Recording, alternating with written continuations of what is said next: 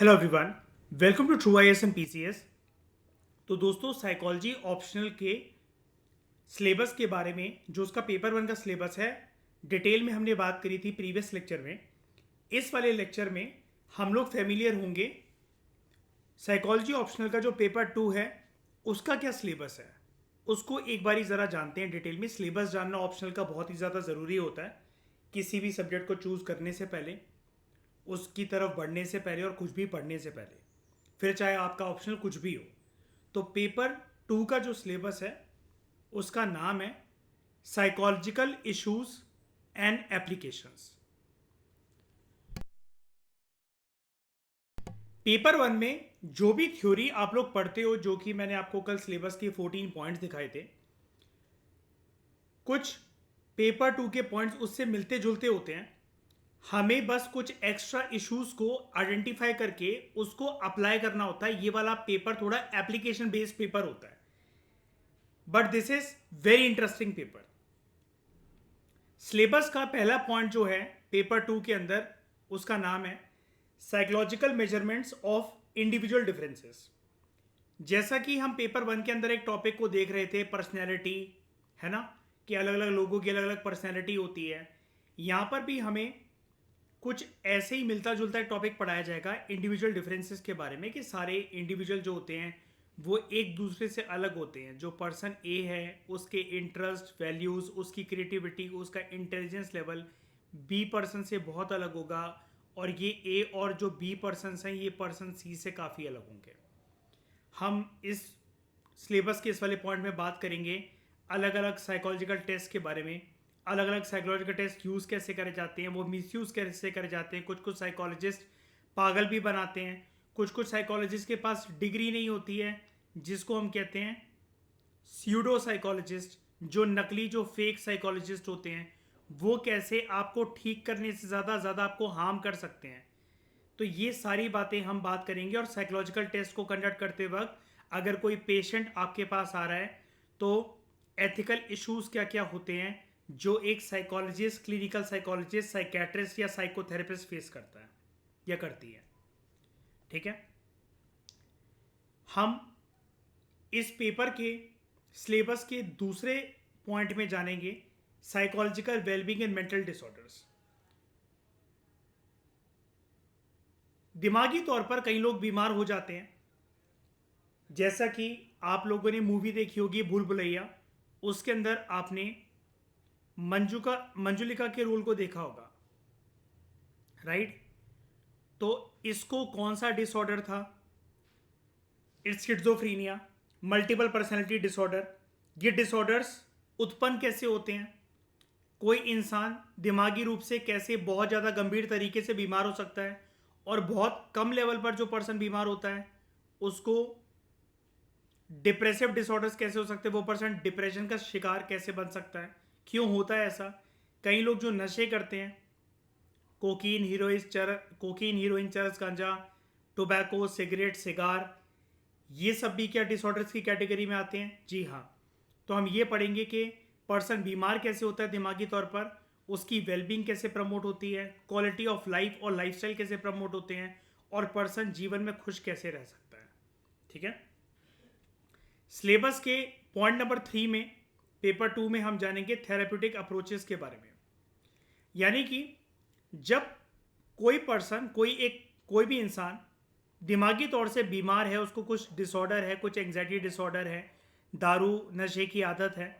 उसको ठीक करने के लिए जो भी उसका साइकोलॉजिस्ट, साइकेट्रिस्ट या क्लिनिकल साइकोलॉजिस्ट होगा, काउंसलर होगा, वो ऑब्वियस ही बात है उसको कुछ ना कुछ थेरेपी देकर ठीक करेगा, है ना। इसके अंदर हम कवर करेंगे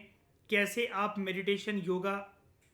कर सकते हो, उससे बेनिफिट्स क्या क्या मिलते हैं, कैसे साइकोलॉजिकल डिसऑर्डर्स को अवॉइड करा जा सकता है, या जिनको अगर हो गया है, भगवान ना करे ऐसा किसी के भी साथ हो, तो ऐसे मेंटली इल पेशेंट को हम रिहैबिलिटेट कैसे कर सकते हैं और लोगों की मेंटल हेल्थ को कैसे प्रमोट कर सकते हैं। इसके अंदर हम टेक्निक्स, थेरेपीज जानेंगे जो कि psychologist, psychiatrist, clinical psychologist and counsellors अपनाते हैं अपने पेशेंट्स के साथ। हम पॉइंट नंबर 4 के अंदर जानेंगे, इसके अंदर काफ़ी सारे पॉइंट्स हैं। Work psychology and organisational behaviour. ठीक है, हम इसके अंदर बात करेंगे कि जिस भी जगह पर आप काम करते हो, जिस भी इंडस्ट्री में आप काम करते हो, आपको 100 प्रकार के लोग मिलते हैं। कभी बॉस का प्रेशर रहता है, कभी पीयर प्रेशर रहता है, कभी बॉस जो है आपके कलीग की ज़्यादा तारीफ कर रहा है, कलीग का ज़्यादा अच्छे से प्रमोशन हो रहा है। तो आपका दिमाग सुबह से जब तक आप ऑफिस जाते हो, शाम को जब तक घर लौट कर आते हो, काफ़ी ज़्यादा ड्रामों में आपका दिमाग फंसा रहता है। हर जगह से आपको कभी कभार ऐसा फील होता है कि आपके दिमाग को कोई ना कोई पर्सन बजा रहा है। तो यहाँ पर बेसिकली हम ये जानेंगे कि लीडरशिप की क्वालिटी क्या होती है, ठीक है, स्ट्रेस को कैसे मैनेज करा जा सकता है। कई लोग ऑफिस वर्क को बड़ा बोरिंग समझते हैं, लेकिन वो कंटिन्यू फिर भी इसलिए करते हैं क्योंकि उनकी उनको ऑफिस जाना इसलिए कंपलसरी होता है क्योंकि बात आ जाती है उनकी रोजी रोटी पर, ठीक है, भले ही उनके दिमाग पर कितना भी प्रेशर जो है, कितना भी लोड क्यों ना हो। तो हम ये जानेंगे कि पर्सन जब घर से बाहर निकलकर कहीं पर भी काम करने जाता है, कैसे उसको अपनी लाइफ मैनेज करनी होती है, और इसके अंदर हम पॉलिटिक्स और पावर की भी बात करेंगे, ठीक है। सिलेबस का पॉइंट नंबर 5 हमें बताता है कि साइकोलॉजी की जो फील्ड है, इसकी नॉलेज को हम अलग अलग एरियाज में कैसे अप्लाई कर सकते हैं, ठीक है। हम कैसे लोगों को ट्रेन कर सकते हैं बीइंग अ साइकोलॉजिस्ट, लोगों की मेमोरी को इम्प्रूव करने के लिए, उनको बेटर एकेडमिक अचीवमेंट देने के लिए। कुछ बच्चे ऐसे होते हैं जो कि गिफ्टेड होते हैं, लेकिन कुछ बच्चे रिटार्डेड होते हैं, उनको लर्निंग डिसेबिलिटीज़ होती है, लर्निंग डिसऑर्डर्स होते हैं, उनको ट्रेनिंग कैसे दी जा सकती है। जैसे आप सभी ने एक मूवी देखी होगी कुछ साल पहले बचपन में, तारे ज़मीन पर। आमिर खान सिर्फ इस बच्चे का टीचर नहीं होता है, वो उसका बेस्ट फिलोसफर एंड गाइड बनकर और बहुत एम्पैथी और सिंपैथी के साथ इस बच्चे की मदद करता है। इसने आइडेंटिफाई कर लिया होता है कि ये जो बच्चा है ये डिसलेक्सिया नाम की बीमारी से जो है वो प्रभावित है, डिसऑर्डर से प्रभावित है, और ये हैंड होल्डिंग सपोर्ट उसको देकर इसको ठीक करता है। तो हमारे जीवन में एजुकेशनल, वोकेशनल गाइडेंस और करियर काउंसलिंग का क्या रोल रहता है, ठीक है, और कौन कौन सी इफेक्टिव स्ट्रैटेजीज हम यूज़ कर सकते हैं गाइडेंस प्रोग्राम के अंदर, ठीक है। सिलेबस का पॉइंट नंबर 6 हमें बताता है कम्युनिटी साइकोलॉजी के बारे में, ठीक है। अब कम्युनिटी साइकोलॉजी का टॉपिक आपको ये बताता है कि कम्युनिटी साइकोलॉजी का कंसेप्ट क्या होता है, इसकी डेफिनेशन क्या होती है, ठीक है, कैसे कम्युनिटी कॉन्शियसनेस और एक्शन काम आते हैं सोसाइटल प्रॉब्लम्स को हैंडल करने के लिए। अब जैसे आप भारत के समाज की बात कर लो, भारत में कितनी ज़्यादा डाइवर्सिटी है,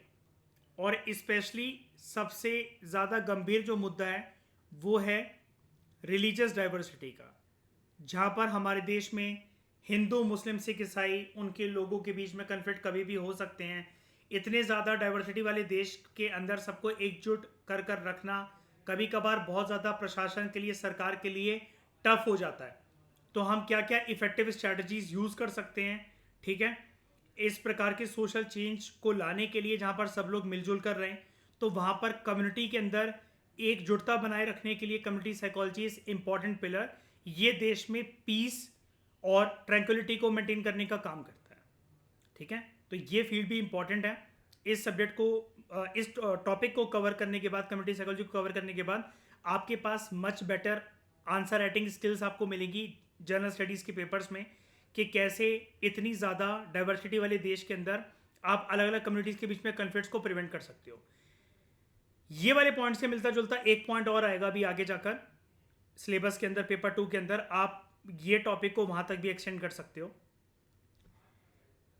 एक पॉइंट है फिर, point number 7, that is about rehabilitation psychology. देखो, बहुत बार ऐसा होता है कि जीवन किसी किसी का गलत तरीके से मोड़ ले लेता है। कुछ लोग जो होते हैं वो विक्टिम्स बन जाते हैं वायलेंस के, ठीक है, वो बचपन में ही 18 साल के नहीं होते हैं और बहुत बड़ी गलतियां कर बैठते हैं, उनके हाथों से किसी का मर्डर हो जाता है, या वो क्रिमिनल बिहेवियर के अंदर इन्वॉल्व हो जाते हैं, या पर्सन HIV या एड्स से प्रभावित हो जाता है, हो सकता है कोई पर्सन रेप विक्टिम भी हो, ठीक है।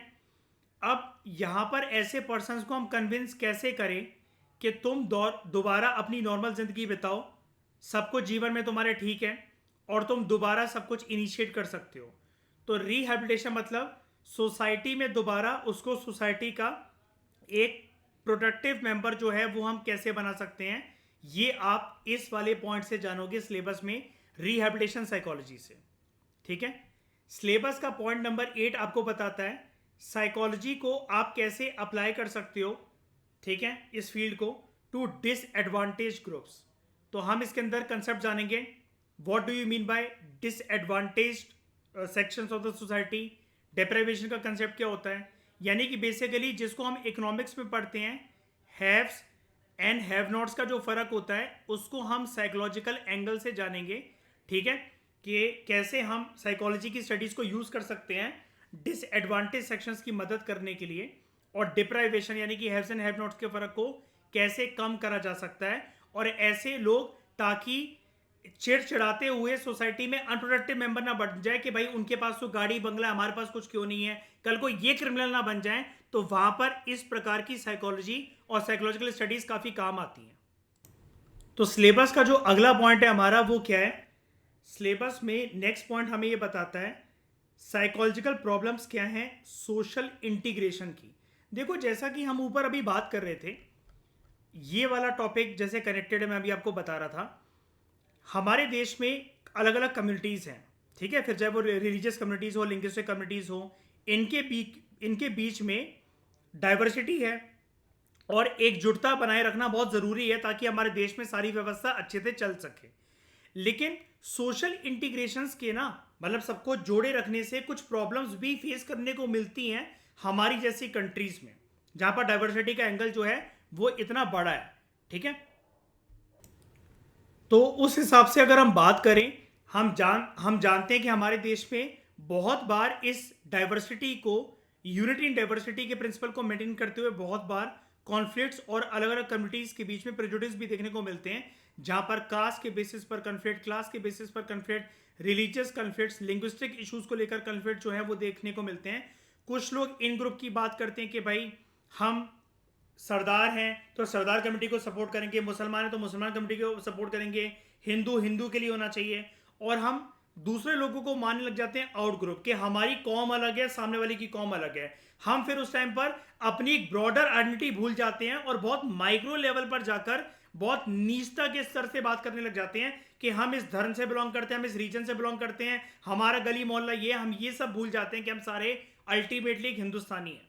तो वहां पर कौन कौन सी साइकोलॉजिकल स्ट्रेटजीज हम यूज कर सकते हैं इस प्रकार के कॉन्फ्लिक्ट्स या प्रेजुडिसेस को हैंडल करने के लिए, और कैसे एक सोशल इंटीग्रेशन, एक पीसफुल समाज के निर्माण के लिए काम आ सकता है, और साइकोलॉजी और साइकोलॉजिकल स्ट्रेटजीज वहां पर कैसे जो है वो कारगर साबित हो सकती है, ठीक है। फिर हम बात करेंगे साइकोलॉजी की एप्लीकेशन के बारे में in the field of mass media and information technology. देखो बहुत बार क्या होता है, बहुत सारे लोगों के पास अच्छी ना टॉकिंग स्किल्स और उसके साथ साथ दोस्तों कन्विंसिंग पावर होती है, ठीक है। तो ये मान लो कि एक लेडी है, ये आपके फोन कॉल या ईमेल के थ्रू ही हो सकता है कि आपको ऐसे कन्विंस कर दे कि इनकी कंपनी के द्वारा बेचे जा रहे बहुत सारे प्रोडक्ट्स को आप ना चाहते हुए भी खरीदने पर मजबूर हो जाओ, क्योंकि इस बंदी में कन्विंसिंग पावर हो सकता है बहुत अच्छी हो। अब इसके अंदर अगर कन्विंसिंग पावर है तो डेफिनेटली इसकी ट्रेनिंग इसके फर्म ने, इसकी इंडस्ट्री ने इसकी करवाई होगी, और वहां पर रोल आता है साइकोलॉजी का। साइकोलॉजी की जो ये फील्ड है, ये वाला जो सिलेबस का जो पॉइंट है, ये आप कह सकते हो कि 21st सेंचुरी और इनफैक्ट 2024 जो है वहां पर बहुत ज़्यादा अप्लाई होता है, क्योंकि जैसा कि आप जानते हो बड़े सारे टीवी में जो एडवर्टीजमेंट चलते हैं, आप फेयर एंड लवली क्रीम की बात कर लो, फेयर एंड हैंडसम की बात कर लो, तो लोगों को लगता है कि शायद से शाहरुख खान उस ऐड में आ रहा है, सलमान खान उस ऐड में आ रहे हैं, अगर वो लगाते होंगे तो वो जो है इतने स्मार्ट दिखते हैं, या वो एक्टिंग के रोल में हैं, तो हम भी शायद से इतने स्मार्ट या इतने हैंडसम, इतने हॉट दिखने लग जाएंगे। मल्टीपल प्रोडक्ट्स आपकी साइकोलॉजी से खेलते हुए आपको बेचे जाते हैं। तो इसमें आप ये जानोगे एंटरप्रेन्योरशिप का रोल क्या होता है, ई कॉमर्स बिजनेस को प्रमोट करने के लिए मार्केटिंग स्ट्रैटेजीज क्या होती है, और साइकोलॉजिकल कॉन्सिक्वेंसेस क्या होते हैं इंफॉर्मेशन टेक्नोलॉजी की फील्ड में, लोगों के मनोविज्ञान से, उनकी मानसिकता से कैसे खेलती है मार्केटिंग कंपनीज, ठीक है। ये इंटरेस्टिंग एस्पेक्ट है जिसको आप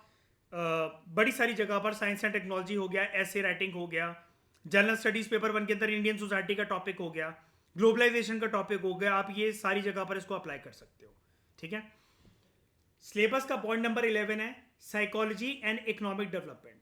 देखो ये वाला पॉइंट बेसिकली ऐसा है सिलेबस का कि जो प्योर तरीके से एंटरप्रेन्योरशिप और लीडरशिप क्वालिटी के बारे में बात करता है कि कैसे जो एक पर्सन है वो एक एंटरप्रेन्योर बन सकता है साइकोलॉजी की मदद से, मल्टीपल चीज़ों को वो हैंडल कर सकता है, एक इफेक्टिव लीडर बन सकता है, कंपनी का बॉस बन सकता है, उसके पास क्या क्या क्वालिटी होनी चाहिए। ठीक है, और इसके साथ साथ हम बात करेंगे कंज्यूमर राइट्स और कंज्यूमर अवेयरनेस की भी, और नई नई जो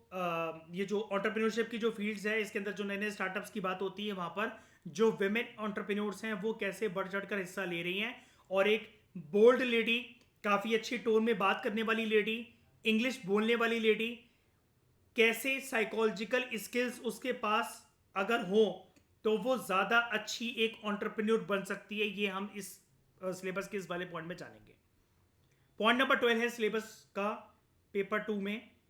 application of psychology to environment and related fields. देखो जैसा कि आप जानते हो हमारी ह्यूमन साइकोलॉजी बहुत सारी चीज़ों से डिस्टर्ब होती है। अगर आसपास फॉर एग्जांपल नॉइस पॉल्यूशन बहुत ज़्यादा है, आप एकांत से शांति से पढ़ने बैठे हो, बगल में कहीं किसी के यहाँ डीजे बज रहा है, किसी के पार्टी हो रही है, कोई कंस्ट्रक्शन काम हो रहा है, आप ऐसी जगह पर हो जहाँ पर मेन रोड पर आपका घर है तो वहाँ पर गाड़ियाँ वगैरह निकल रही हैं, किसी आप एक ऐसी जगह पर जहाँ पर फॉर्म्स और इंडस्ट्रीज़ हैं उनका शोर शराबा आ रहा है, आपका घर एयरपोर्ट के थोड़ा सा दूर है जहाँ से प्लेन्स हेलीकॉप्टर्स बार बार निकल रहे हैं, तो ये noise pollution, air pollution, water pollution, बहुत ज़्यादा भीड़ भड़क्का आपकी साइकोलॉजी के ऊपर असर डालता है। बहुत बार आप इन सारी चीज़ों की वजह से फ्रस्ट्रेटेड और इरिटेटेड फील करते हो, क्योंकि आपको ऐसा लगता है कि इन सारी चीज़ों की वजह से आपका जो फोकस है वो टूट रहा है और आप कॉन्सेंट्रेट अच्छे से नहीं कर पा रहे हो। ठीक है, तो हम इसमें ये भी जानेंगे कि फैमिली के अलग अलग नॉर्म्स कैसे होते हैं। कई लोगों के लिए जॉइंट फैमिली सिस्टम एक अटैचमेंट का जरिया तो होता है, लेकिन उनको ऐसा लगता है कि अगर वो जॉइंट फैमिली में रहे तो उनका करियर चौपट हो जाएगा, उनके ताई जी, ताऊ जी, चाचा, चाचा के बच्चे, ताई जी के बच्चे सब एक घर परिवार में रह रहे हैं, अलग अलग फ्लोर पे ही सही, लेकिन दखल अंदाजी सबकी बहुत है, बिना आपकी परमिशन के अंदर कोई भी आपके रूम के अंदर घुसा चला आता है। आपको ऐसा लगता है एकांत में शांति से आप कुछ काम करना चाहते हो तो आप कर नहीं सकते, और ये लोग बाधा बन रहे हैं आपके जीवन में, आपके सक्सेस की, तो आप फिर लाइब्रेरी ज्वाइन करते हो या फिर घर के कहीं बाहर निकलते हो। ऐसी चीजें हम जानेंगे। This environment is not only about flora and fauna, पेड़ पौधे, पत्तों, चिड़िया, तोता, मैना के बारे में नहीं है, ये ओवरऑल एनवायरमेंट जिसके अंदर ह्यूमंस और ट्रैफिक और अलग अलग पॉल्यूशन आपके ऊपर कैसे इंपैक्ट डालते हैं, भीड़ भड़क्का, इंसानों की आवाज कैसे आपकी मानसिकता पर इंपैक्ट डालती है। ठीक है,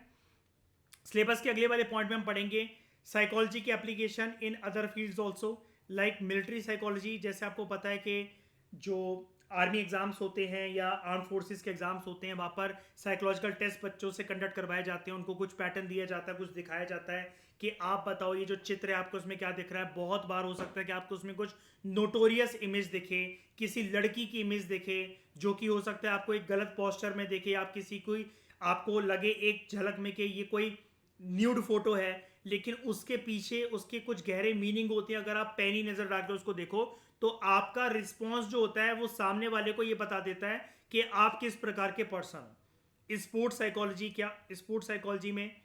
स्पोर्ट्स की फील्ड में साइकोलॉजी को कैसे अप्लाई करा जा सकता है, और जैसा कि आजकल टीवी, नेटफ्लिक्स और वेब सीरीज का ज़माना है तो वहाँ पर जो भी चीज़ें दिखाई जाती हैं वो कैसे आपके ऊपर इम्पैक्ट डालती हैं, या फिर आपको गुस्से वाला व्यक्ति, या फिर आप एक अपना खुद का कूल स्वैग डेवलप करने की कोशिश करते हो, जैसे मिर्ज़ापुर के मुन्ना भैया की तरह आप निकल पड़े